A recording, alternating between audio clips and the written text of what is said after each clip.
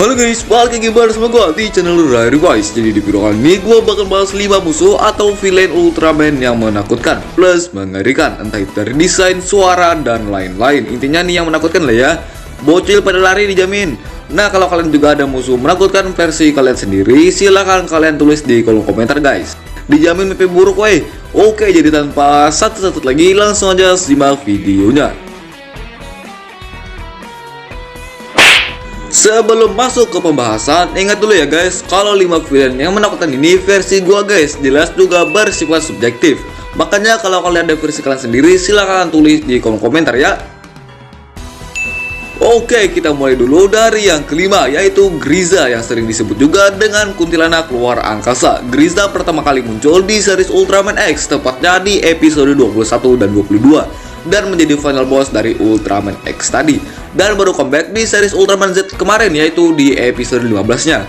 Dari desain si Griza ini ya nggak terlihat menakutkan sih ya, dengan desain berwarna abu-abu ungu dan ada juga sedikit kayak warna kuning keemasan gitu ya di beberapa bagian.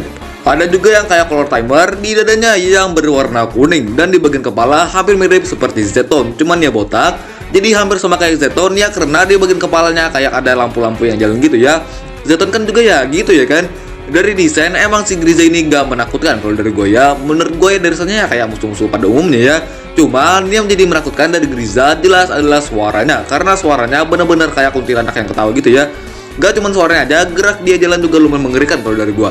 Karena kayak orang kesurupan woi. Iya, dia gerak itu atau jalannya itu kayak nggak beraturan gitu. Makanya dari suara yang kayak kuntilanak plus gerakan yang kayak kesurupan, gimana nggak ngeri woi. Kalau kalian mau denger suaranya, ini dia.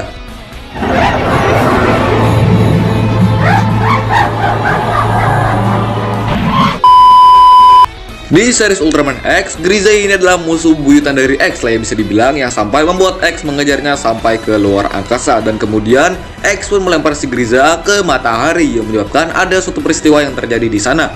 Lupa namanya weh. Tapi sayangnya Griza yang sudah dilempar ke matahari ternyata belum mati, dan dia pun datang ke bumi untuk mengincar Sparkdoll dan Ultraman X.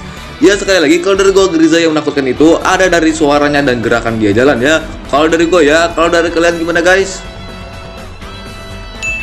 Yang keempat, Kutura. Kutura merupakan spesies yang muncul di series Ultraman Nexus dan menjadi spesies terakhir juga ya yang dilawan oleh Himeya. Kutura pertama kali muncul di series Ultraman Nexus di episode 23. Nih kayak itu sampai sekarang gak ada kabar ya.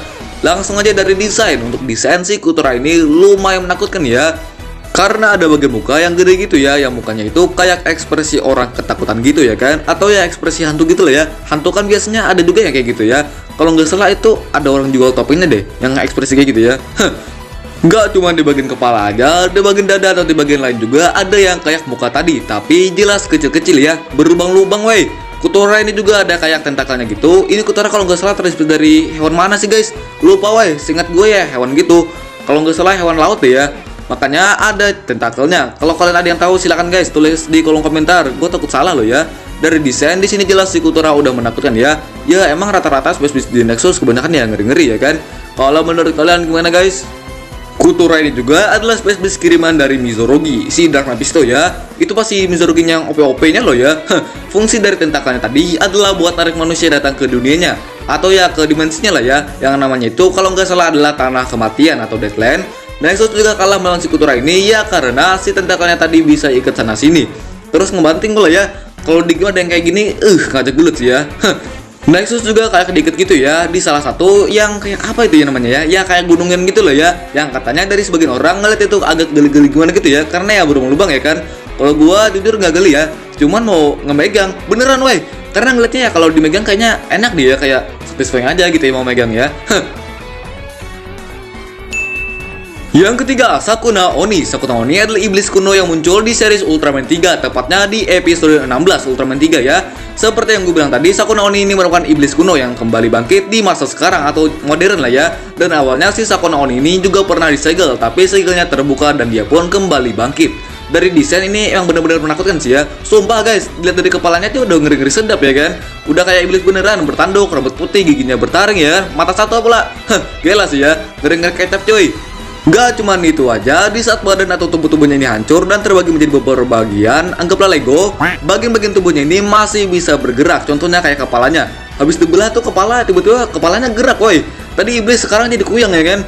Di bagian badan juga diberi dengan warna merah ya. Itu bagian badannya juga kayak benar-benar manusia gitu, kayak kulitnya itu ya. Terus ada juga bulu-bulu gitu di bagian pinggang sampai ke lutut ya. Ini kalau Sakuna Oni dikomikin di zaman sekarang dijamin sih ya, bocil-bocil ketar-ketir guys. Yang kedua, Renki, musuh yang pertama kali muncul di series Ultraman Cosmos sebagai hantu samurai, debut di episode 18 dari Ultraman Cosmos. Dari desain udah tahu ya di mana letak menakutkannya dari si Renki ini. Jelas ada di bagian mukanya, dimana menggambarkan muka layaknya hantu beneran, gak ada ekspresi sama sekali dengan mata merah gitu, dengan muka yang warna putih juga ya, ditambah kayak retak-retak gitu. Wih, mengerikan, mata dia merah. Terus ada rambutnya pula ya. Dari badan udah kelihatan banget ya kayak samurai dengan baju ala-ala samurai, celananya juga. Terus jelas bawa pedang juga ya. Yang gue pertanyakan itu sempaknya sobek apa enggak ya? Di bagian pundak juga ada kayak tusukan anak panah gitu ya. Jadi Renki awalnya dari perang saudara yang terjadi di Jepang. Dari dua pihak ada yang saling mencintai, tapi mereka tahu bahwa perang akan memisahkan mereka. Maka dari itu mereka berdua pun memutuskan untuk bunuh diri. Setelah itu pun dua roh mereka tidak bisa mencari kedamaian dan terus meneror Jepang. Tapi kemudian ada seorang samurai yang akhirnya bisa menyegel mereka. Tapi di zaman modern dengan kotololannya, segel pun akhirnya terbuka lagi. Jadi awalnya si Renki ini adalah dua orang menjadi satu. Ya, fusion up. Makanya pas Renki ngomong suaranya ada suara cowok dan cewek. Ya karena mereka fusion guys. Yang pertama, di peringkat pertama ada Alien Manon atau Manon Seijin. Masih di series Ultraman 3 tapi dengan Alien Manon ya. Musuh yang cukup mengerikan. Kalau dari gua ya, si Manon ini, gua jujur ya pas nonton umur berapa gitu ya, pas TK atau kelas 1 gitu lah ya, nonton Ultraman 3 ngelawan Manon. Itu gua takut sih ya. Beneran weh, sampai nutupin muka pakai bantal lo ya. Karena si Manon menurut gua ya lumayan ngeri guys. Dan karena takut banget dulu sama episode, jadi episode Kadir Manon ini jadi salah satu episode memorable di Ultraman 3 guys. Jadi Alien Manon atau Manon Seijin ini debut pertama kali di episode 37 Ultraman 3. Dari desain si Manon Seijin ini jujur nggak terlalu mengerikan ya. Tapi kalau di bagian muka yang menurut gue itu yang bikin takut sih ya. Entah kenapa menurut gue ya bikin takut aja. Muka yang datar gitu plus di bagian samping-sampingnya kayak yang telinga itu jadi kayak laba-laba gitu ya. Salah satu faktor yang bikin gue jadi takut dulu karena dari pembawaan ceritanya juga ya.